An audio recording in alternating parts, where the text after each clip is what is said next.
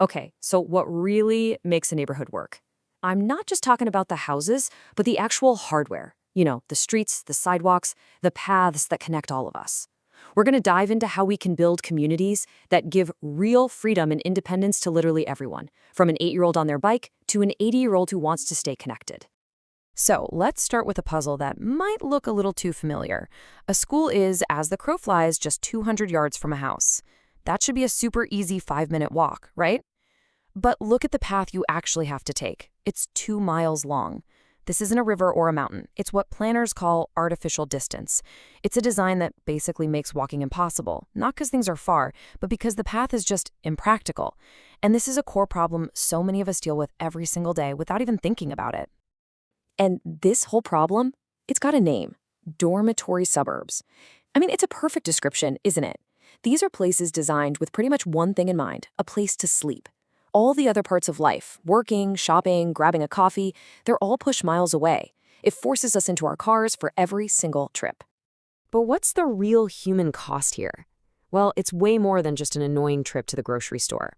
This kind of design leads to what experts call negative productivity. Just think about all those hours you've spent stuck in traffic. That's time you're not spending with your family, or working on that side hustle, or just relaxing.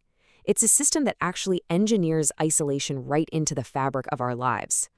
So if you feel trapped, it's probably because you are. But here's the thing. It's not an accident. It's by design. Let's dig into the specific blueprints that create this disconnect and kind of lock us into our cars. All right, culprit number one is something called the single-use trap. Basically, it's a zoning rule that says you can only have one type of thing in one area. So houses go here, shops go way over there, and offices go somewhere else entirely. And this isn't just a suggestion, it's the law.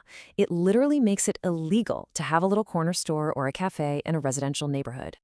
And get this, in a lot of US cities, a staggering 75% of all the urbanized land is zoned exclusively for single-family homes. I mean, just think about that. That is a massive amount of land where it's legally impossible to build anything else. And this enforced separation has some pretty huge consequences. And the result is what you're looking at right here. We end up with these residential islands that are completely cut off from commercial islands. The only way to get from one to the other is to cross this huge river of traffic on a major road.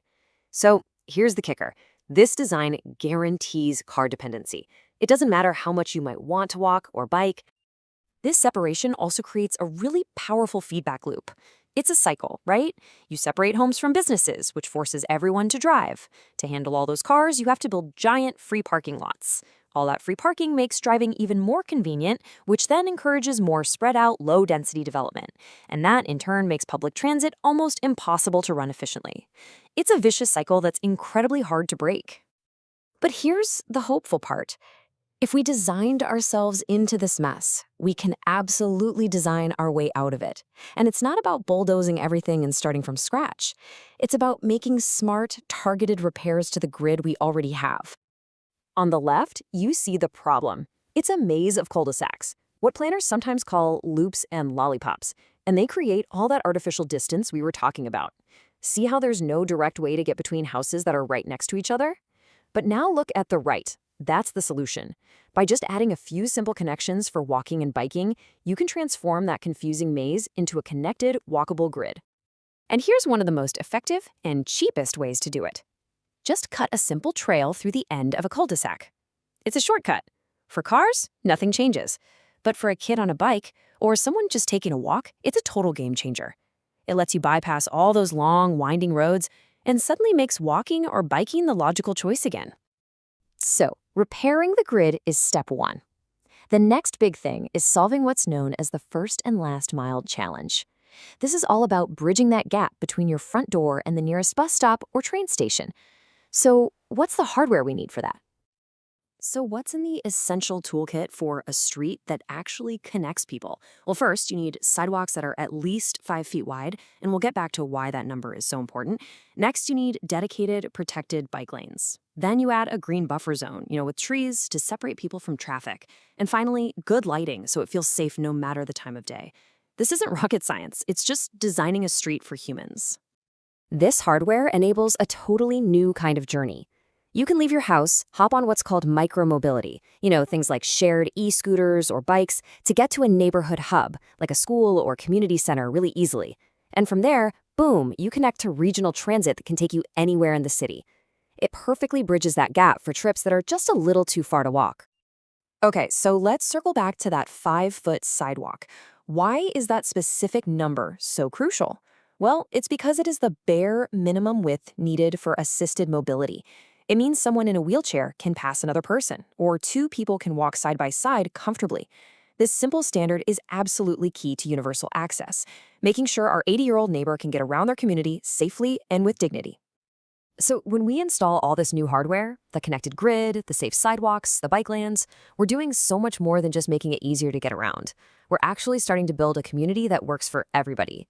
And the impact on people's lives, it's profound.